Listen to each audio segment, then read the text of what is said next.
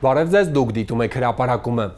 Թե ինչ ենք պատմելու այս հաղորդմանը, նախ կարճ մի քանի տողով։ Ավելի քան 30-ամյա երազանքն իրականություն Լուսակնում կառուցվել է ժամանակակից պայմաններին համապատասխանող դպրոց։ Վերականգնման աշխատանքներ Տավուշի սրվեղում աղյուսաշեն վանքը նորից ապրեցնելու համար կներդրվի 350 միլիոն դրամ։ Երեխայի ծննդյան միանվագ աջակցությունն անկախ կարգադրվեց 500,000 դրամ, պետական նպաստների մասին օրենքներում փոփոխությունների մասին հարցազրույց տաղավարում։ Եվ պետական աջակցություն գիտնականների վերապատրաստման համար, այս տարվա մրցույթից հետո դրամաշնորհ ստացել է 38 գիտաշխատող։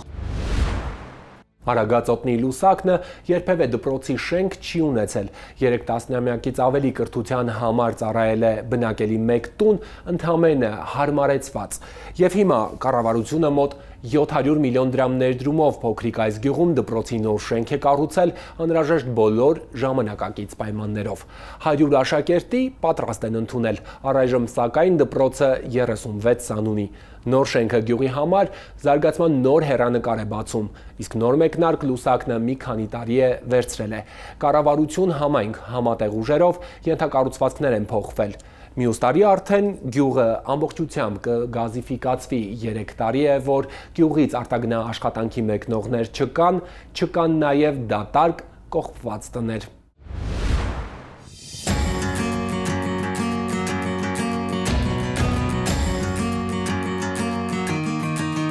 Թալինի գյուղերից է Լուսակը փոքրաթիվ բնակչությամբ տարեգրությունն էլ կես դարը չբոլորած, 1983-ին է հիմնադրվել, 3-րդ սովխոզ կոչվել, Լուսակն վերանվանվել 93-ից։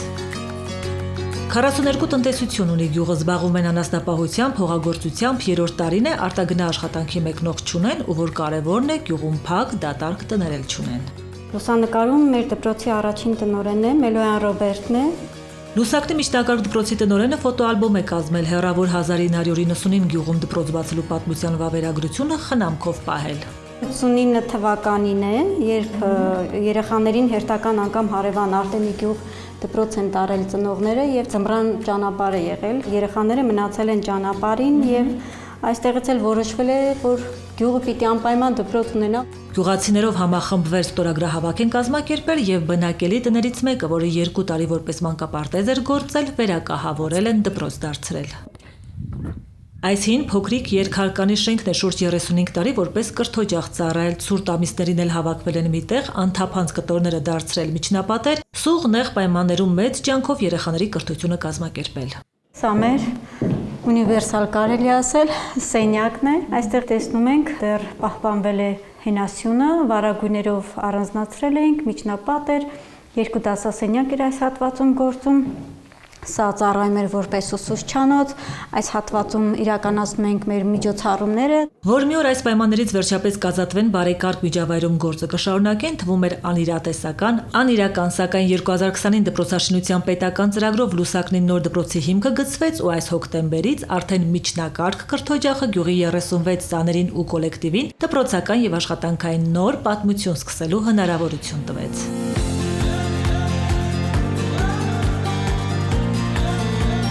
Տիկին Գայանեն եւ Տիկին Աննան հին դպրոցում ամենաերկարն են աշխատել, մութ ու ցուրտ տարիների վատ հիշողությունները հիմա մի կողմ թողել, ջերմանում են ներկայով։ Իրենց երեխաները վատ պայմաններում սովորեցին, թորնիկները բարեբախտաբար նույն ընթացքով չեն գնա։ Այդ Երանին դարձավ իրականություն եւ մենք շատ ուրախ ենք դրա համար, որ չենք տեսել, բայց նրանք կտեսնեն, արժանի են նրանք։ Մոտ 700 միլիոն դրամ է կառավարությունը ներդրել, որ աշակերտական ուսուցչական փոքրիկ կոլեկտիվի մեծ երազանքն իրականանա։ Նորակառույց տիպային դպրոցը կառուցված ժամանակակից ստանդարտներով ունի ինչն անհրաժեշտ է, որ կրթական պրոցեսն ավելի գրավիչ, հետաքրքիր, արդյունավետ դառնա։ Լաբորատորիաները հագեցած են նոր գույքով, համակարգիչներով աշխատանքը հասանելի է բոլորին, աշակերտները նոր մղումով են սովորում, իրենց նոր դպրոցին նոր հաղթանակներ բերում։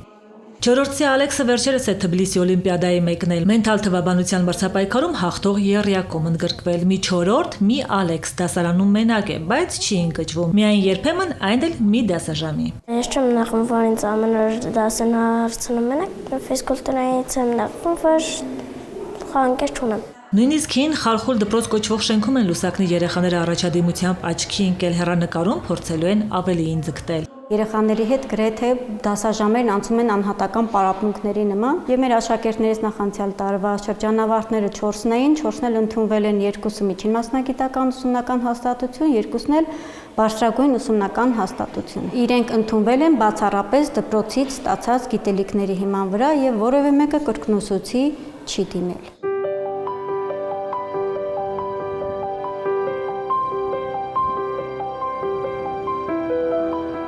Սպորտ դահլիճ, ֆուտբոլի խաղահրապարակ, ակտիվ սպորտով զբաղվելու այլ հնարավորություններ դպրոցն ունի, նույնիսկ փոքրիկ ջերմատուն ունեն տարածքում, որտեղ երեխաները իրենց ձեռքով սերմ ու սածիլից բույս բանջարեղեն են աճեցնում, դպրոցում փոքրիկ գյուղատնտեսներին բնության բարեկամներ են ասում։ Ջրում են, խնամում են, խմբակը պարտադրանքով չի այսպես ասած, բայց բոլորը սիրով մնում են եւ հաճիկով մասնակցում են, իրենց հետաքրքիր է։ Նոր դպրոցը նախատեսված 100 աշակերտի համար գյուղի զարգացման նոր հեռանկար է բացում, ընթացիկ լուծվել եւ լուծվում են նաեւ այլ խնդիրներ, որ տարիներով դժվարության մեջ ապրող բնակիչների կյանքի, կենցաղի, հոգսը պակասի։ 2020 թվականին հիմնանորոգվել է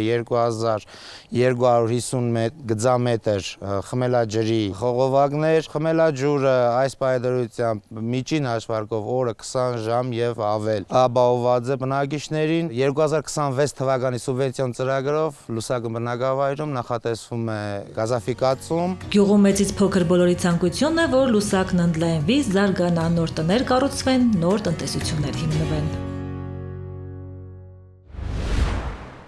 Շարունակվում են Տավուշի, Սրվեղի, Աղյուսաշեն վանքի վերականգնման աշխատանքները։ Պետությունը նախորդ տարվանից է սկսել միջնադարում կառուցված մեծ վնասված հասած հոգևոր կառույցի վերականգնումը։ Պատմական միջավայրը վերստեղծելու, Հայաստանում քիչ տարածված ճարտարապետական լուծումներով շենքը վերաշարելու համար Իրանից ներկրվում են հատուկ աղյուսներ։ Շինարարության աշխատանքներում էլ ներգրավված են հարևան երկրի մասնագետները։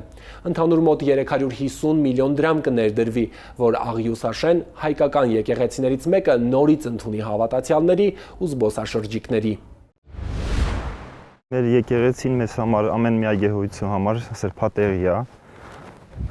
Մենք մեր երազանքն է եղել, որ մեր եկեղեցին վերականգնվի, որովհետև արդեն շատ վատ վիճակում էր։ Տիգրանը պատանեկության տարիներին հաճախ է ընկերների հետ գյուղից անտառամիջի ճանապարհով բարձրացել Խաչին տակ Սարահարթ։ Այգեհովիտից 3 կիլոմետր է հեռու Սրվեղի վանական համալիրը։ Դպրոցական էքսկուրսիաներից հետո ամեն անգամ տխրում էր, երբ է վերջապես վերականգնվելու իրենց Սրվեղը։ Այսօր արդեն հենց ինքն է վերականգնվող վանքի շինաշխատանքների պատասխանատուն։ Առանձնահատուկ կառույց է, պետք է ամեն մի մանրուք ուշադրություն դարձնենք ու ոնց եղել է բերենք հին իր ճարտարապետական ոճին։ Վանքի գլխավոր Սուրբ Նշան եկեղեցու հիմնադրման ստույգ ժամանակը հայտնի չէ, ըստ ոճաբանական առանձնահատկությունների 13-րդ դար է, սակայն տեղում պահպանված արձանագրություններն ու քանդակազարդ բեկորները հուշում են, որ կարող էր ավելի վաղ կառուցված լինել, հավանաբար մեկ այլ եկեղեցու հիմքի վրա։ Գմբեթավոր Աղյուսաշեն եկեղեցին մեզ հասել է խիստ վնասված։ Փլուզված են արևմտյան հատվածի թաղերը, արևմտյան պատի եւ այլ պատերի վերնամասերը, մեծ կտորներով ունենք փոկված հատվածներ եւ տեղում ընկած են։ Կառույցը դարերի ընթացքում նորոգվել է, անընդհատ վերակառուցվել է։ Որոշ հատվածներում տեղադրված են այլ կառույցների բեկորներ, խաչքարերի բեկորներ, ինչը հիմնականում թարս են տեղադրվել, որպեսզի ցույց տան, որ դրանք ի սկզբանե այս կառույցինը չեն եղել։ Որը որ ամուր մնալու է, որը որ թույլ է կհանենք, նոր արդեն աղյուսներով կվերաշարենք։ Սուրբ Նշանը կառուցված է թրծված աղյուսից եւ կրաշաղախից, այսպիսի 3 եկեղեցի կա տարածաշրջանում։ Նման կառույցները վերականգնման որոշակի առանձնահատկություններ ունեն, համապատասխան աղյուս գտնելուց մինչեւ վարպետների ներգրավում։ Սուրբ Նշանը կառուցելիս աղյուսը տեղում են պատրաստել, այսօր սակայն հարևան երկրից են բերում։ Հաշվի առնելով հայկական ավանդական ճարտարապետությունից մի փոքր շեղված Աղյուսաշեն լինելու հանգամանքը, վերականգնման աշխատանքներին ներգրավված են նաև Իրանի Իսլամական Հանրապետությունից հրավիրված մասնագետներ, նաև այդ աղյուսները բերվել են հարևան հանրապետությունից։ Սարահարթի բարձունքին գտնվող վանքը զբոսաշրջիկների սիրած ուղղություններից է, անկախ դժվար անցանելի ճանապարհից։ Հենց այդ ճանապարհով էլ Սրվեղ են հասել ճարտարապետ Ելենան ու ընկերները։ 1 տարուց ավելի է Իջևանում է ապրում եւ ուսումնասիրում է քանդակազարդ հին հայկական ճարտարապետությունը։ Очень интересно. Շատ հետաքրքիր է Հայաստանի պատմության ու ճարտարապետության կապը, թե ինչ ազդեցություն են ունեցել ժամանակը, ավերիչ պատերազմները, պատմական անցուդարձերն ու բնական աղետները։ Ինձ հետաքրքրում են հատկապես խաչքարերը, վանքերի զարդանախշերը, մի բան, որ սովոր չենք տեսնել Ռուսաստանում կամ Ուկրաինայում։ Եվ իհարկե ձեր վանքերի աշխարհագրական դիրքն է գրավում, հոգևոր կառույցներն ասես շարունակությունն են այն բարձունքների, որտեղ գտնվում են։ Սրվեղի վերականգնման աշխատանքները 2024-ին են սկսել, դրան նախորդել են տարածքի ուսումնասիրման, պեղման աշխատանքները։ Սուրբ նշանին զուգահեռ վերականգնվում է նաև Սուրբ Աստվածածինը, որ ամբողջությամբ քանդվել էր, հիմա արդեն ավարտում են։ Սուրբ նշան եկեղեցին նախատեսվում է 3-4 տարում վերականգնել եւ ավարտը նախատեսվում է 2027 թվականին։ Ընդհանուր նախագծանախաշվային փաստաթղթերով գումարը կազմում է 347 միլիոն, փլուզված մեծ հատվածներ կան, խիստ մեծ ճաքեր են գնում, որոնք ներարկման, վերականգնման, ամրակայման արդյունքում ունենալու են ամբողջական վերականգնված եկեղեցի։ Սա պետական միջոցներով ամբողջությամբ վերականգնվող առաջին աղյուսաշեն եկեղեցին է։ Սրվեղի վանքի նորոգման ավարտին կբարեկարգվի ամբողջ տարածքը, ճեմուղիներ կլինեն։ Կառավարությունը սոցիալական աջակցությունների մասով մի շարք փոփոխություններ է նախաձեռնելու արդեն հաստատել թեմայի մասին են խոսելու տաղավարում այստեղ է աշխատանքի եւ սոցիալական հարցերի նախարարը Պարոն Թորոսյան փաստորեն որոշումը կայացվեց որ պիլոտով մեկնարկած աջակցության ծրագիրը այն է մինչեւ 6 տարեկան երեխայի ծննդով վճարվող երրորդից հետո ամսական 50,000 դրամը շարունակել ինչու այսպեսի որոշումման եկակ արդյոք վիճակագրություններ պատճառը եւ baby boom եղավ ինչպես եւ ակնկալվում էր ի սկզբանե Baby boom բառը չէ օգտագործի, բայց այդ գործիքը ցույց է տվել իր էֆեկտիվությունը եւ ոչ միայն մեր մոտ, այլև ընդհանրապես աշխարհում փորձը ցույց է տալիս, որ պարբերական ձևով ընտանիքներին աջակցելը երեխային խնամելու,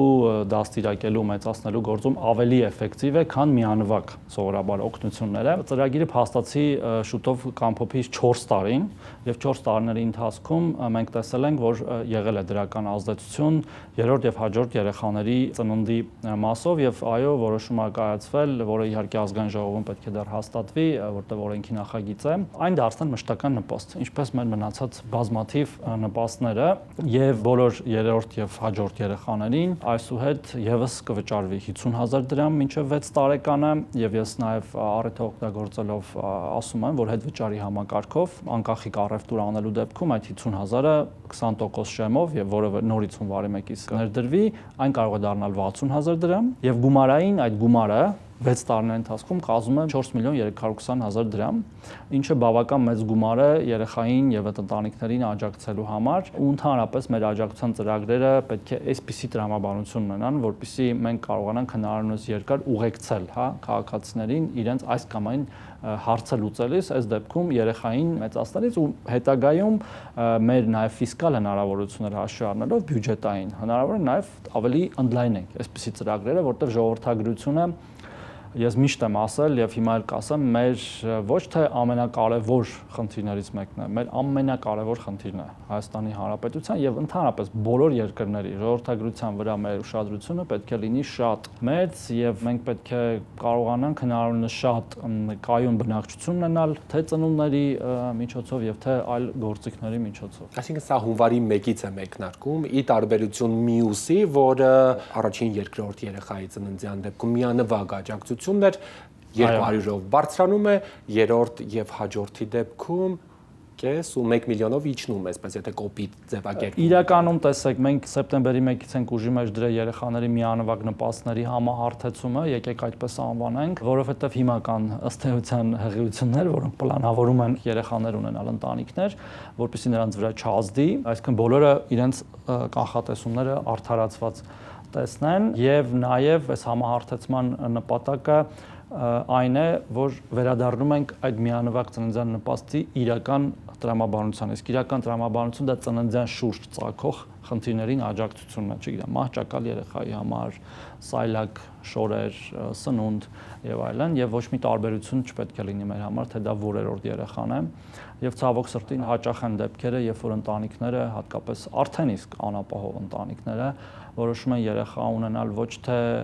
հենց երեխա ունենալու համար, այլ այդ 1.5 կամ 1 միլիոն դրամը ստանալու համար, սակայն այդ գումարը արագ ծախսելուց հետո նրանք կանգնում են փաստի առաջ, որ եւս մեկ երեխայով ավել պետք է խնամեն եւ մենք ցավոք սրտի նաեւ երբ որ նայում ենք մեր անապահովության համակարգի թվերը, կա այդպիսի վիճակագրություն փաստորեն։ Այո, կա այդպիսի վիճակագրություն, մենք ունենք ցավոք սրտի հազարավոր ընտանիքներ, որոնք որ բազմազավակ են եւ ընդգրկված են մեր անապահովության համակարգում եւ ինչքան երեխաների թիվը աճում է, այնքան տոկոսը այդ թվով ընտանիքների մեջ անապահովության մասով աճում է։ Օրինակ 4 եւ ավելի երեխա ունեցող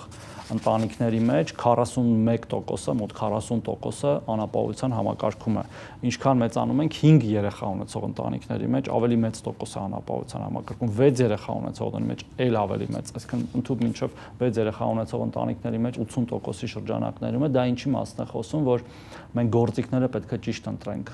ընտանիքներին աջակցելու եւ այս մեր նախորդ գործիքը, որը 50,000 դրամն է, որը պոտենցիալ 60 կարող է դառնալ աջակցելու ընտանիքներին, շատ ավելի էֆեկտիվ է, որովհետեւ նրանք այդ պահին կարողանում են հոգալ իրենց կարիքները եւ ոչ թե պարզապես ունենալու պահին ստանում են այդ 1 կամ 1.5 միլիոն դրամը, արագ ծախսում են, հաճախ օրինակ փակում են իրենց նախկին պարտքերը եւ այլն, եւ ստիպված այդ մեկ երեխա ավել պետք է կերակրեն։ Նաեւ ցավոք սրտի